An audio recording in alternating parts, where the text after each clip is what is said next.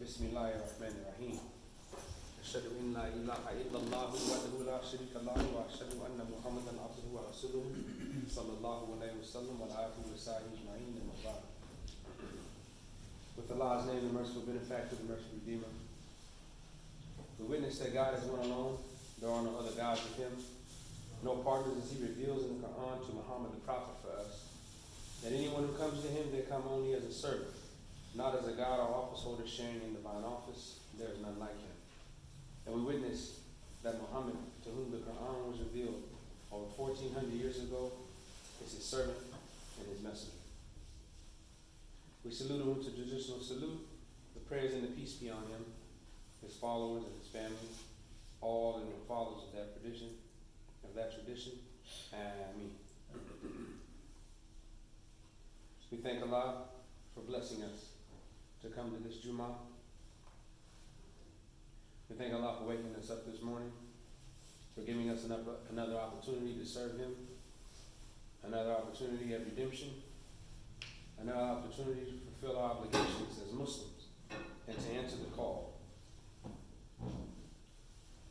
The Quran says, "O you who believe, when the call is proclaimed to prayer on Friday, hasten earnestly to the remembrance of Allah and leave off business and traffic. This is best for you if you but knew. And when the prayer is finished, then may you disperse through the land and seek of the bounty of Allah and celebrate the praises of Allah often and without stint, that you may prosper."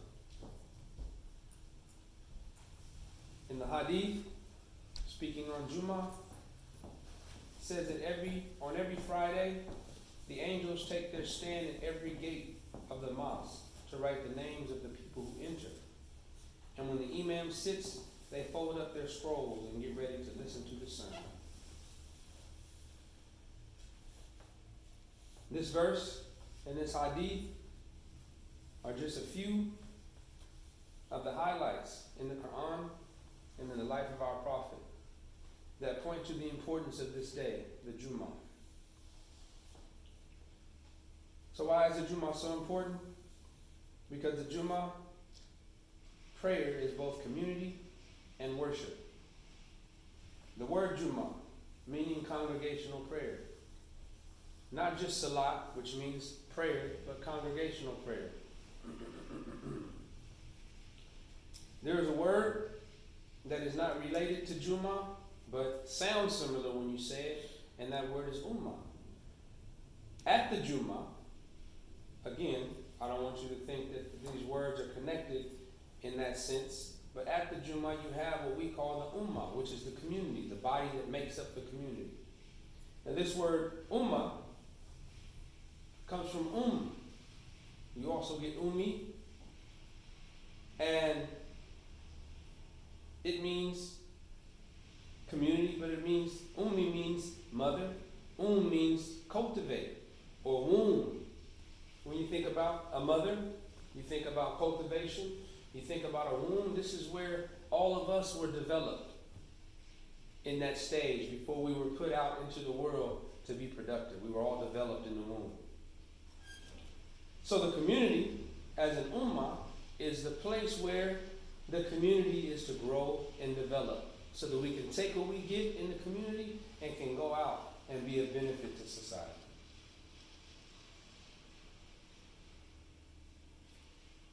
So the Jummah is the congregational salat. We know that every prayer that we make is an obligation.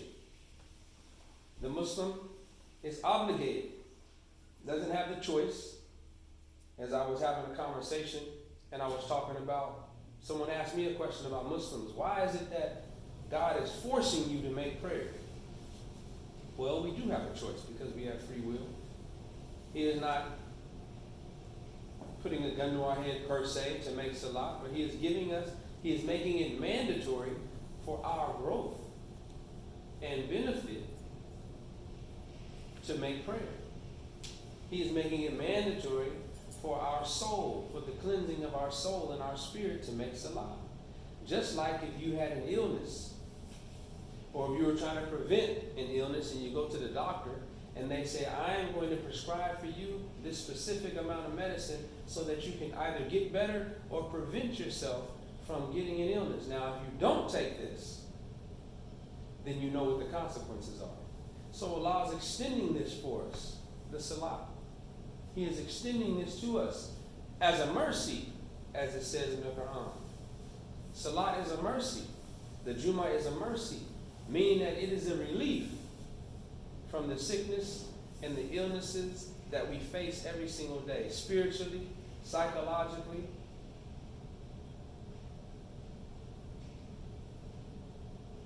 Unlike the other prayers that we make every single day, 5 times a day, the Jummah is once a week. It's once a week. And the importance of the Jummah in regards to Salat, it is the only time where you replace an actual prayer.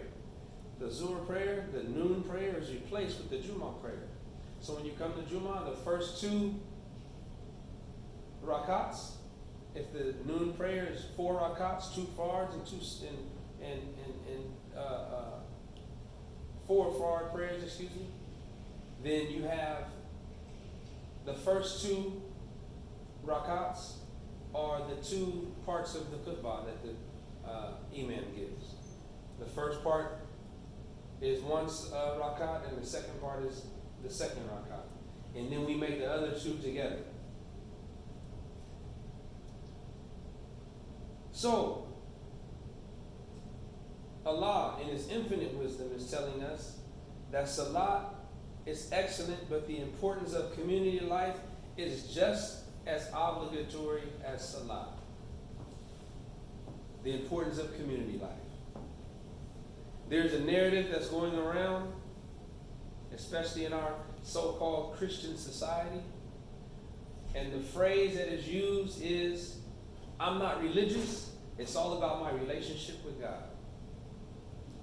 If anybody has any Christian friends, you hear them say this very often. Well, I'm not really religious, It's all about your personal relationship with God. So this right here does away with that.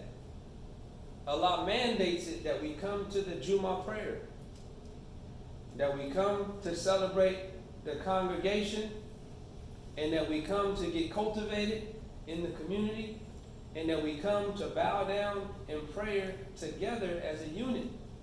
It's not just about me going off somewhere in a quiet room and making prayer by myself. This philosophy is the same philosophy that the American society promotes. Individualism, capitalism, me, how much can I get? I don't need to worry about anybody else. So in turn, what you have is sects of religions where it's all about,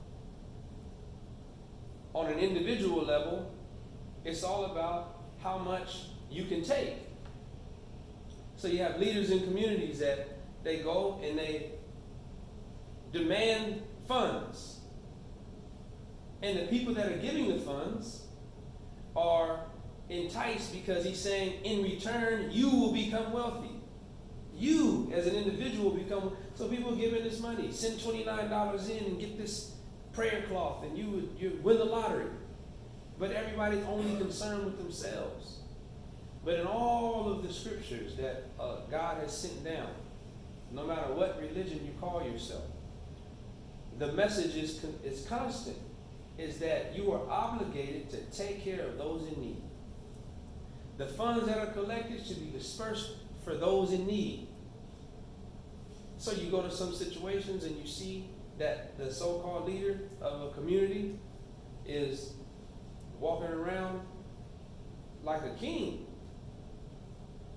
And the last person in the congregation who doesn't have a penny, how do you think that makes them feel?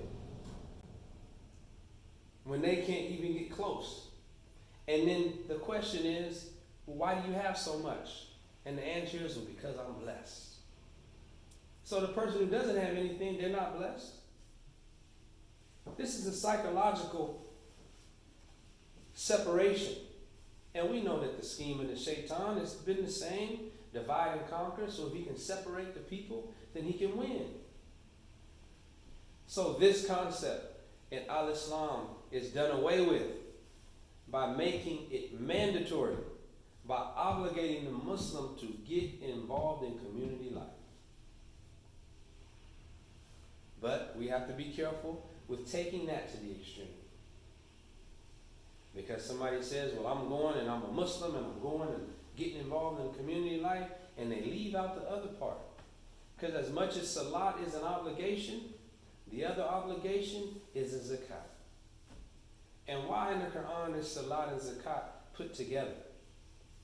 Because you have to have the Jummah, the congregational prayer, but you have to have the ummah. And if is the root word, then the cultivation is there. Now, how much can you cultivate? How much can you cultivate without the right food, without the right fuel for those seeds to grow? So, okay, we have the spirituality. We make a salat. Everybody's reading the Quran. We got all of our sayings down and everything. But then we look around and where are we at? We got to keep the lights on. We got to have a building. We got to have something for the children to do. We got to have some activities. So this requires zakat. This requires funding. This requires boots on the ground.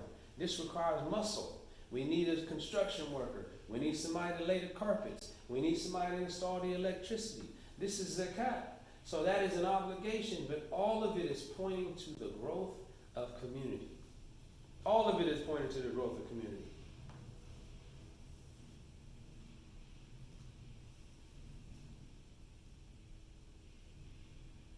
Zakat is the obligatory contribution for the members to make up the ummah. And it is practiced primarily at Jummah. We're talking about Jummah and ummah. Don't get caught up in the Arabic. I don't want nobody, coming back saying, and brother, them words ain't even exactly. We covered that. But we're talking about community life. So the earlier verse that I quoted said, when the call is proclaimed, hasten earnestly. When the call is proclaimed, hasten earnestly. That means rush. Hasten means to rush. Earnestly. With conviction. What is the call? The call is to get involved in community life. Cultivate that community life. Put your resources together so that that community can grow and that community can thrive. I was listening to the email. I was actually at I believe it was a Ramadan session. And he said, when you hear the call to prayer and you hesitate to respond, you've already given the shaitan a leg up. When you hear the adhan call, Allahu Akbar, and the first thought in your mind is, oh, I'm tired.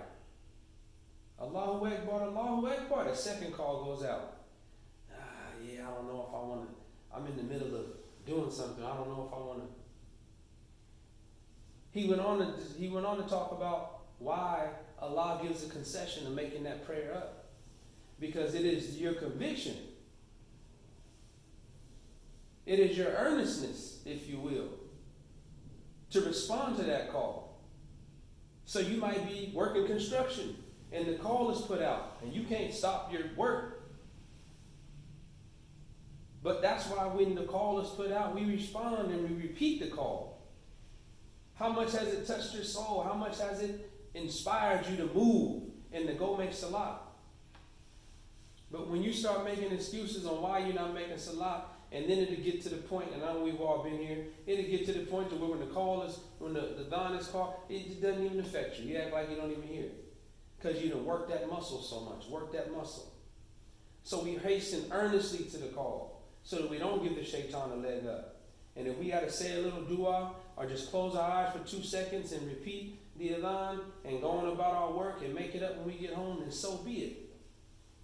But inside, there should be a driving force that is inviting you to want to go make salat. You should have a desire within you to want to make salat.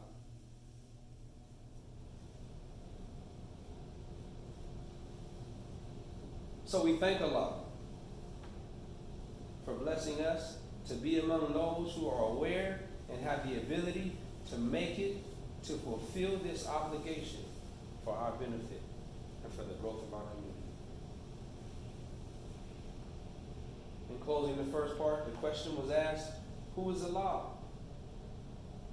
Who is Allah? The simple answer is Allah is God. But God, as a word, can apply to many different things. Some people worship money as their God. Some people worship. So the word Allah, we know that Allah has many different attributes. What kind of God is He? But the word Allah is the only word in any language, not just in Arabic, in any language that is reserved for the one who created everything. Simply, the one who created everything. Some people say, well, I created.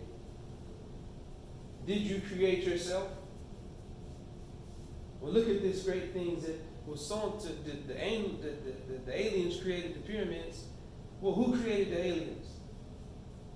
The child in their innocence asked a question. Where did the sun come from? Well, the sun came from, it's a star. Well, where did the star come from? The child wants to come to some type of logical conclusion. They want to see a beginning and an end. The God that we call Allah, the God, Allah is the one that created anything that you can imagine and everything. Our minds can't comprehend how far God goes because, as it says in the Quran, He has no beginning and no ending. He's eternal. And contrary to common belief, contrary to common knowledge, contrary to false propaganda, when you go to Muslim countries, I have some friends that are Egyptian. I know some people that are from the Middle East that are not Muslim. And I have to ask them when I'm around them so other people can hear, what do you call God? They say Allah. It wipes away and dispels all of the myths about the Muslims God is Allah. Allah is the same God that created Jesus that you hold on a high pedestal. Allah is the same God that created Moses.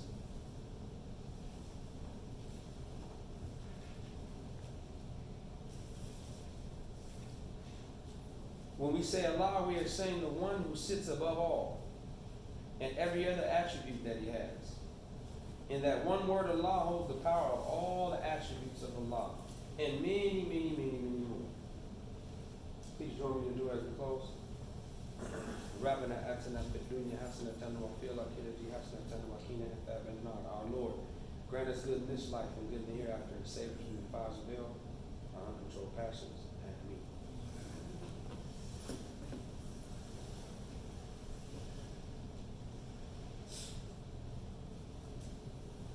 Assalamu alaikum. Wa alaikum assalam.